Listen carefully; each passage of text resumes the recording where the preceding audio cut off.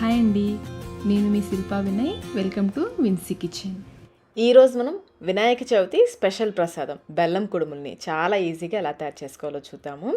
ఈ ప్రాసెస్లో అయితే బెల్లం కుడుములు చేసుకోవడం చాలా ఈజీ అండి. టేస్ట్ కూడా చాలా చాలా బాగుంటాయి, చాలా సాఫ్ట్గా.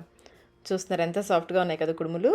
మరి ఈ బెల్లం కుడుముల్ని ఎలా తయారు చేసుకోవాలో చూసేద్దాం రండి. ముందుగా ఒక గిన్నెలో 1 కప్పు బియ్యం పిండి, పొడి బియ్యం పిండి 1 కప్పు వేసుకోవాలి. ఇందులోనే 2-3 యాలకుల్ని మెత్తగా దంచేసి వేసేసుకోండి. అలాగే 1 చిటికెడు సాల్ట్ కూడా వేసేసి ఇవన్నీ కూడా ఒకసారి బాగా కలిసేలా కలుపుకోవాలి. ఇలా కలిపేసి పక్కన పెట్టేసుకోండి.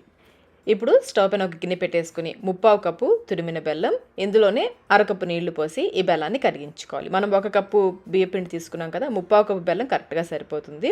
స్వీట్ ఎక్కువ తినే వాళ్ళైతే 1 కప్పు వరకు వేసుకోండి. తక్కువ తినే వాళ్ళైతే, మైల్డ్గా ఇష్టపడే వాళ్ళైతే 1/2 కప్ బెల్లం అయినా సరిపోతుంది. బెల్లం అయితే కరిగితే సరిపోతుంది, ఎటువంటి పాకం అవసరం లేదు. ఈ విధంగా పూర్తిగా కరిగిన తర్వాత ఫ్లేమ్ని లోలోనే పెట్టేసి 1-2 నిమిషాల పాటు ఈ బెల్లం నీళ్ళని మరిగించుకోవాలి. చూడండి, ఈ విధంగా మరుగుతున్నాయి కదా.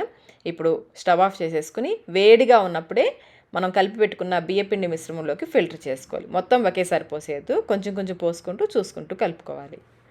ఒక్కొక్కసారి బెల్లం నీళ్ళు ఎక్కువే ఛాన్స్ ఉంటుందండి, అందుకని కొంచెం కొంచెం పోసుకుంటూ చూసుకుంటూ కలుపుకోవాలి. ఈ ప్రాసెస్లో అయితే బెల్లం కుడుములు చేయడం చాలా ఈజీ అండి. పిండిని నీళ్ళలో వేసి ఉడికించడం ఇవేమీ లేకుండా సింపుల్గా ఇలా చేసేసుకోవచ్చు. నేనైతే మొత్తం బెల్లం నీళ్ళు పోసేసాను. నాకైతే ఈ నీళ్ళు కరెక్ట్గా సరిపోయాయి. ఒకవేళ మీకు తక్కువ అయితే కనుక నీళ్ళను మరిగించుకుని వేనీళ్ళు పోసి కలుపుకోండి. ఇలా బాగా కలిపేసి మూత పెట్టేసి 5-10 నిమిషాల పాటు పక్కన పెట్టేసుకోండి.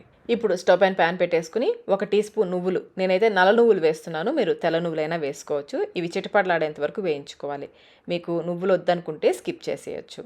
నువ్వులు వేగిన తర్వాత ఇందులో 1/2 కప్పు పచ్చి కొబ్బరి తురుము, అలాగే 1 టీ స్పూన్ నెయ్యి కూడా వేసి ఈ కొబ్బరిని కొంచెం సేపు వేయించుకోవాలి.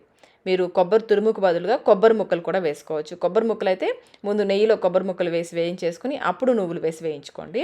కొబ్బరి చూడే విధంగా లైట్గా వేగితే సరిపోతుంది. ఇది వేడిగా ఉన్నప్పుడే కుడుముల పిండిలోకి వేసేసుకోవాలి. ఇదంతా మళ్ళీ ఒకసారి బాగా కలిసేలా కలుపుకోవాలి. కొబ్బరిని మనం నెయ్యిలో వేయించాం కదండి, కమ్మగా ఉంటుంది. మధ్య మధ్యలో కొబ్బరి తురుము తగులుతుంటే కొబ్బరి ముక్కలైనా వేసుకోవచ్చు. ఇలా బాగా కలిపేసుకుని ఈ కుడుముల్ని ఉడికించుకోవడానికి నేనైతే జాలిగిని తీసుకున్నాను. మీరు ఇడ్లీ పాత్రలో అయినా ఉడికించుకోవచ్చు. నెయ్యితో గ్రీస్ చేసుకోవాలి. ఈ విధంగా గ్రీస్ చేసుకుని పక్కన పెట్టేసుకోండి. కుడుముల పిండి కూడా రెడీగా ఉంది. ఇంక మనం కుడుములు చేసేసుకుందాము. చేతికి కొంచెం నెయ్యి రాసుకుని కొంచెం కొంచెం ఈ పిండిని తీసుకుని కుడుముల్లాగా చేసుకోవాలి. పిండి కన్సిస్టెన్సీ చూసారా, ఈ విధంగా ఉండాలి. మరీ గట్టిగా ఉండకూడదు, అలానే మరీ సాఫ్ట్గా ఉండకూడదు. ఈ విధంగా ఉంటే మనకి కుడుములు చక్కగా ఉడుకుతాయి. ఇలా రోల్ చేసేసి ఇలా నొక్కామంటే చక్కగా మనకి ముటీల షేప్లో వచ్చేస్తుంది. మీరు ఈ విధంగా ముటీల షేప్లో చేసుకోవచ్చు, రౌండ్గా ఉండ్రాల్లాగా చేసుకోవచ్చు, ఫ్లాట్గా కుడుముల్లాగా చేసుకోవచ్చు. మీకు నచ్చిన షేప్లో చేసుకోవచ్చు, నచ్చిన సైజులో చేసుకోవచ్చు. ఇలా అన్నీ చేసేసుకుని ఇప్పుడు వీటిని ఉడికించుకుందాము. స్టవ్ పైన అడుగు మందం గల గిన్నెలో 2 కప్పుల వరకు నీళ్లు పోసేసి నీళ్లు మరిగిన తర్వాత ఈ గిన్నె పెట్టి మూత పెట్టేసి లో మీడియం ఫ్లేమ్లో 20 నిమిషాల పాటు ఉడికించుకోవాలి. మీరు ఈ విధంగా గిన్నెలో అయినా ఉడికించుకోవచ్చు, లేదా ఇడ్లీ పాత్రలో ఇడ్లీ ప్లేట్లో పెట్టేసి ఇడ్లీ పాత్రలో అయినా ఉడికించుకోవచ్చు. 20 మినిట్స్ తర్వాత స్టవ్ ఆఫ్ చేసేసుకుని వెంటనే తీయొద్దు, ఒక 10 నిమిషాల పాటు ఇవి కొంచెం వేడి తగ్గేంత వరకు పక్కన పెట్టేసుకోండి. అంతేనండి, బెల్లం కుడుములు రెడీ అయిపోయాయి. చూడండి చక్కగా వచ్చాయి కదా కుడుములు. ప్రాసెస్ కూడా చాలా ఈజీగా ఉంది కదా, టేస్ట్ కూడా చాలా చాలా బాగుంటాయి, చాలా సాఫ్ట్గా. మరి ఈ వినాయక చవితికి మీరు కూడా ఈ పద్ధతిలో ఒకసారి కుడుములు తప్పకుండా ట్రై చేయండి. ట్రై చేసి మీకు టేస్ట్ ఎలా అనిపించిందో ఒక కమెంట్ రూపంలో తెలియచేయండి. వీడియో నచ్చినట్లయితే లైక్ చేయండి, మీ ఫ్రెండ్స్కి ఫ్యామిలీ మెంబర్స్కి షేర్ చేయండి. Thank you.